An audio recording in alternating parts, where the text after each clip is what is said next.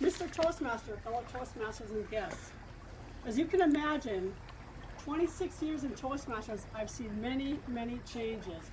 Just on a global level, I know that our educational program has changed not once, not twice, but 3 times it's been overhauled. So when I first started in Toastmasters in April of '95,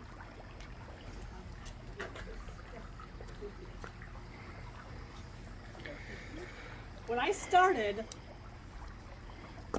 our awards were called the Competent Toastmaster Award. So this was the first award I ever earned in Toastmasters, the CTM, Competent Toastmaster. Remember, Gary? Oh, yeah. He's going to verify what I'm saying. Competent Toastmaster Award. Then the advanced awards, thank you, were like Able Toastmaster Awards and other awards. That was our first educational program that I remember. No mention of leadership at all. Then the second program had what we now call our legacy program. TI said, we need to focus on leadership. It's not just about communication, it's leadership. So we had 2 tracks, a communication track, which everyone here except our guests are aware of, and our leadership track.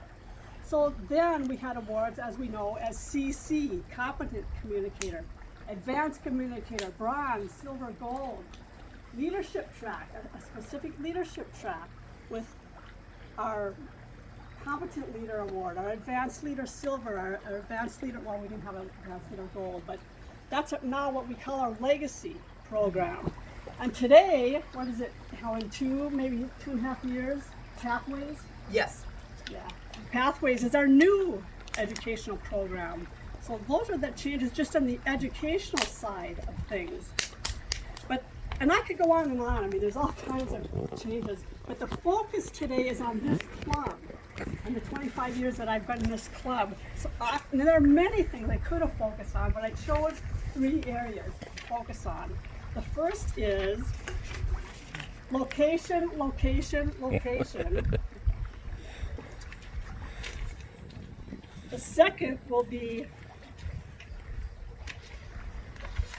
membership characteristics over the 25 years I've been in this club. And the third area will be contests. Okay. So the first area, location, location, location. And Helen has to be quiet for just one moment. I'm going to ask this question of Nick and Jim, who represent the newest members in our club right now. Did you ever think for even 1 second that when you joined this club, we were always meeting at Rasmussen? Yes or no? Did you always think we've always been meeting at Rasmussen College? I just assumed, yes. Okay, I would. Yeah. If I had joined, I thought, wow, they must have always been meeting at Rasmussen. Now, Helen, true or false? We've always been meeting at Rasmussen College.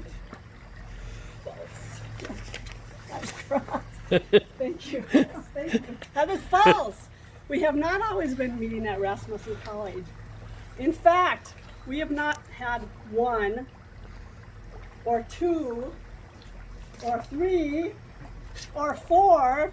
We've actually had 5 homes since I've been in this club. So let me describe those to you. The first one was where, Gary? It was a restaurant and hotel or Oh, 6. I was 6. All right. That's where I first met. Okay. 6. Thank you. I thought Gary's here with us today. 6.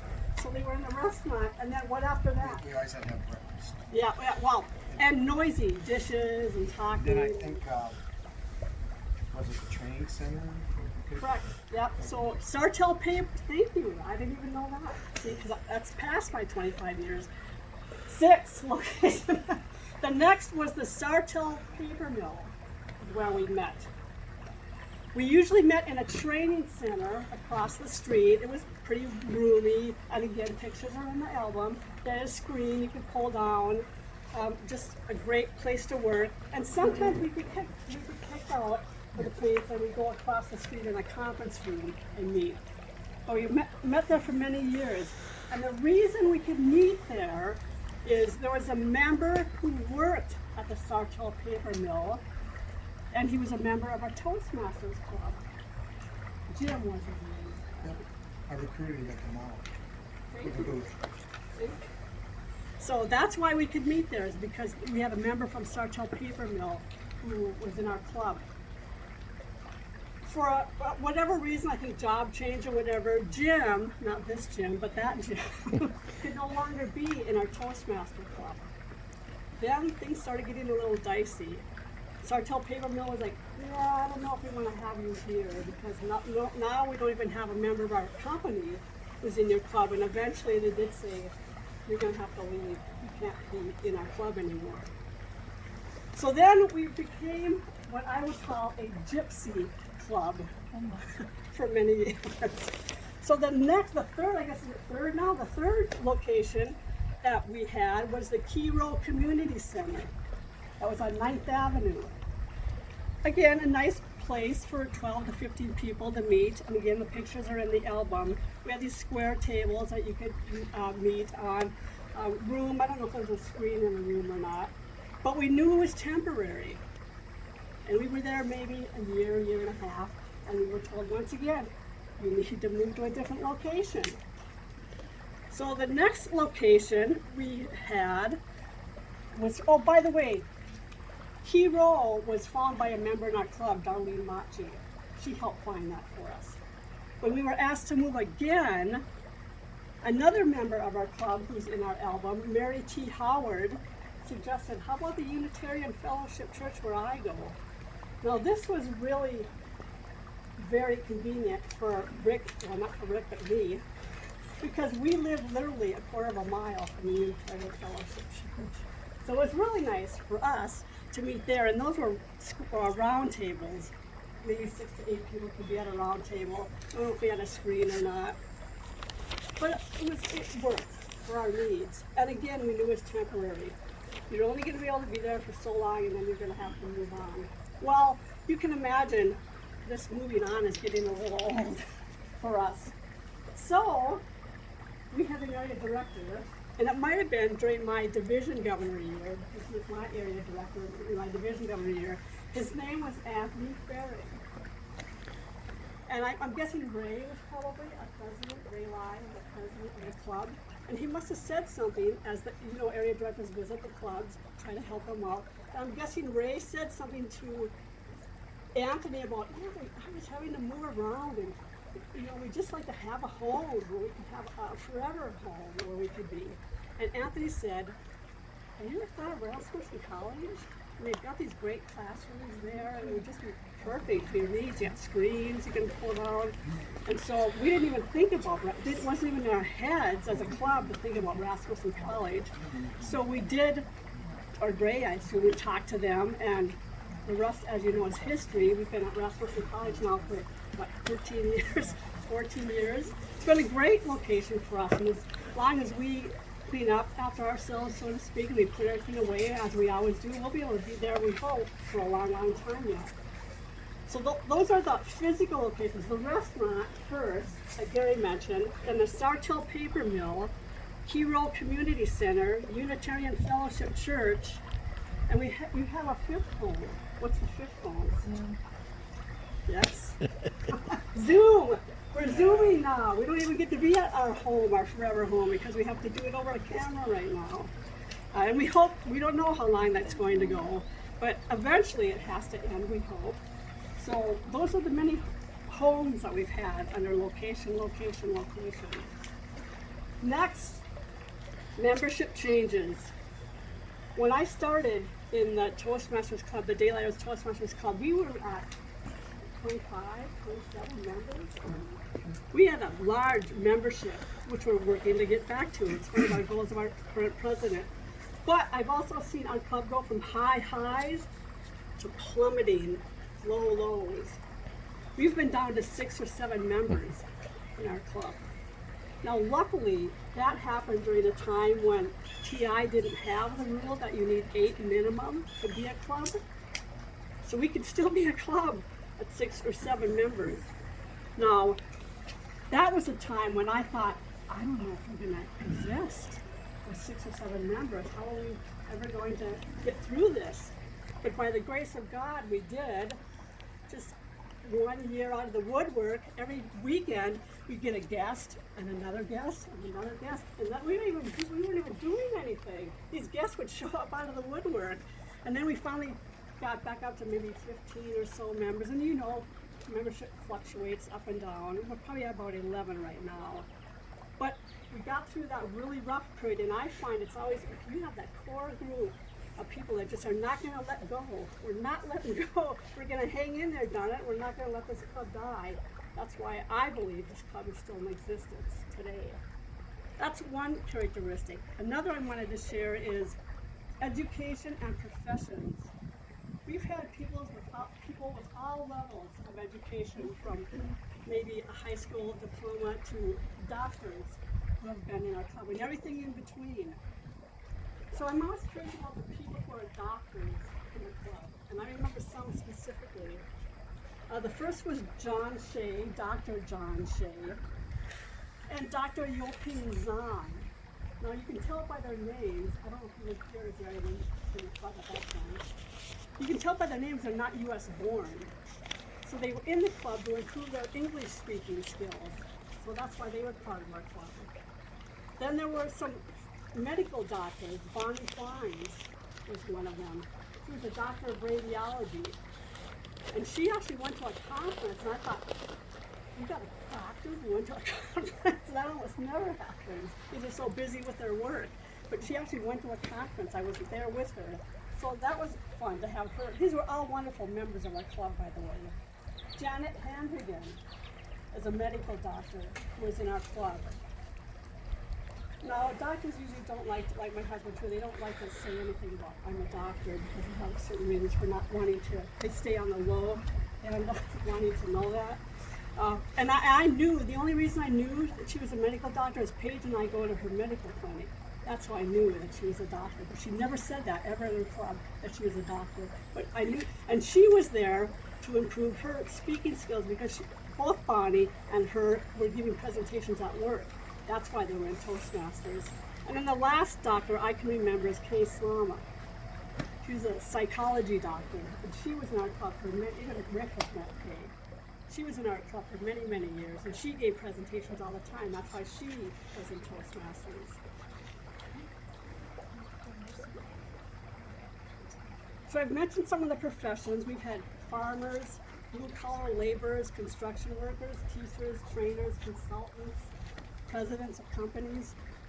We've had everyone in our Toastmasters club. We've also had many different cultures. I mean, Christina remembers, Helen remembers, we were literally a melting pot of cultures. So I mentioned Dr. John Shea, he was from Vietnam.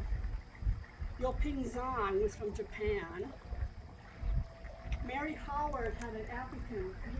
Yeah, isn't she a doctor too? Yeah. Oh yes, Mary Howard was a doctor of cultural studies or something like that. Yeah. She was from Africa, but I think she had some other cultures in her too. Nepal. Bijesh, Amada, and Rupesh were both from Nepal in our club. Indonesia, Adrian Rajasa is from Indonesia. Anne-Marie Brown is from Mexican Spanish heritage. She's been in our club. And Anil, I don't know, do you know what country Anil was from? I mean, those are From Nepal. Is it from Nepal? Okay, yeah. So, are there others other cultures that I don't remember, like Christina and Helen are the two Is next? this the one that was the karate expert? Oh, yeah, I don't remember his name, you're right. Saudi Arabia, not Saudi Arabia, Somalia. Somalia? Okay. Yeah. So thank you for contributing to that. And then the other characteristics I will share with this club, and Helen and Christina will, and even Gary will confirm this. We've had a lot of couples in our club over the years.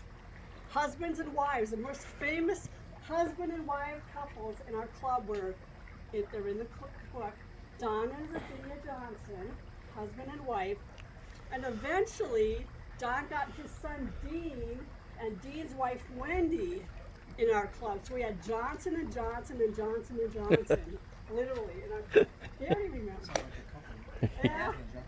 Johnson. 4 Johnsons, and they were very active in our club. Contests, we'll get to that in a second. So those couples were very famous. Then there was Mike Daniel, and he brought his little adopted son David to our meetings so many times that David just became part of our club. I mean, we just expected David to be with Mike Daniel. Gary and your son. Gary has been in and out of our club over the years, but the second time he joined, his son Corey was also in the club. I think that Corey managed to get you join. I don't know how that Oh, went. we just decided to. Okay. Yeah. All right. So we had father-son in our club. David and Tammy. Remember David and Yes. Tammy? Husband and wife joined our club. And there was one other gentleman who I think his wife came along, but she never joined. She just would come to the meetings and support this gentleman. I don't even remember his name. Was he a minister? Yeah, I think you're right. I think he was a minister. Yeah, yeah. So those are some famous couples that we had in our club, and maybe we'll get couples back again. I don't think. So the final topic is contests. I know I'm going to go over it. Contests. Our club is well known for being competing in contests. In fact, it's almost unheard of for us not to have a club member in a contest. In fact, we have one coming up, so think about it. We want members in our contest for this fall. But there's 2 very memorable, well, a couple memorable contests that I remember.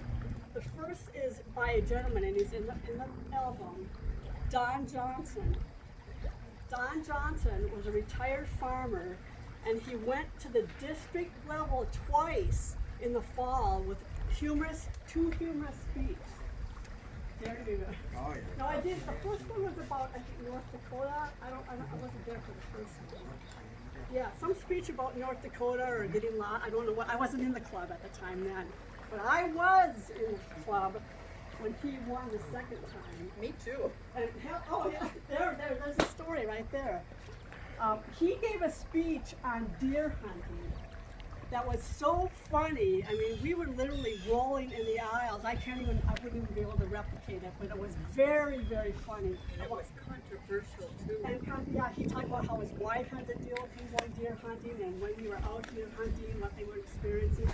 Very funny speech. And the thing is, I competed against Don Johnson in the club level for humorous speech. It's like, what am I thinking? Competing against Don Johnson, who won the district contest.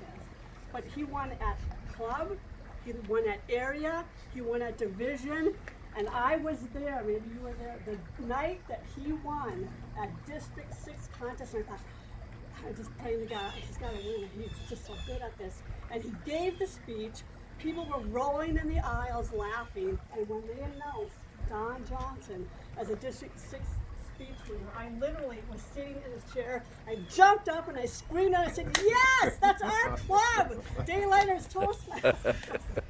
That's how excited I was that Don Johnson had won. And I think even afterwards he went around and gave that speech to a couple of clubs because they really wanted to hear it. He kind of did a road tour with that speech. It was so fun for people to listen to it. So that's a well-known contestant and contest that I remember. And then there was another member, Ray Lai. Yes. He went to district with a tall tale. And I had to look in the album to find it. It was a tall tale about getting skunked, the Yankees getting skunked. So it's something about his son loved the Yankees. And it was partly true because his son had a hat for the Yankees, but then the tall tale exaggerated not true part was his son lost his hat and went into a prairie somewhere, and the prairie dogs got a hold of his hat or something like that. But he went to the district level and won for that tall tale on getting skunked with the Yankees. So 3 members in this club have gone to the district level and won. Is that a true story then? Half yes and half no. What else? Linda has gone to the division level for us. Been contestant for us. There was another individual, she never went to district, but her name was Ann Meyer. Do you remember Ann Meyer? She gave a really funny speech on garage sales. And again, I can't replicate it, but she was just talking about all these weird things that you'd find at garage sales, or people would say things to her, and she's like, she wouldn't understand what they were saying to her about garage sales. Really, really funny. And I think she competed at the club level, she won at the area level, and then I think at division, and then she just, that was it for her. But a really funny speech on garage sales. And she didn't even think it was funny. This is just real stuff that happened to her, and we were laughing like crazy. We thought it was so funny. She didn't think, she saw no humor in it at all, but we were laughing away. So she was a great member of our club. So those are 3 areas I've shared. I've shared the location change. I've shared our membership that's changed over time, and I've shared how we've been in contests. So I'm hoping that you have enjoyed hearing some of these stories. I know you can share some of your own stories a little bit later. And my action item to you would be, remember each and every Toastmaster meeting that you have, and soon you'll be getting your own memories that you'll be able to share. It doesn't matter how long, it doesn't have to be 25 years, it could be 1 year, 2 years. Those memories will be keeping you alive and getting you very excited about being in Toastmasters year after year. So thank you for listening to me, Mr.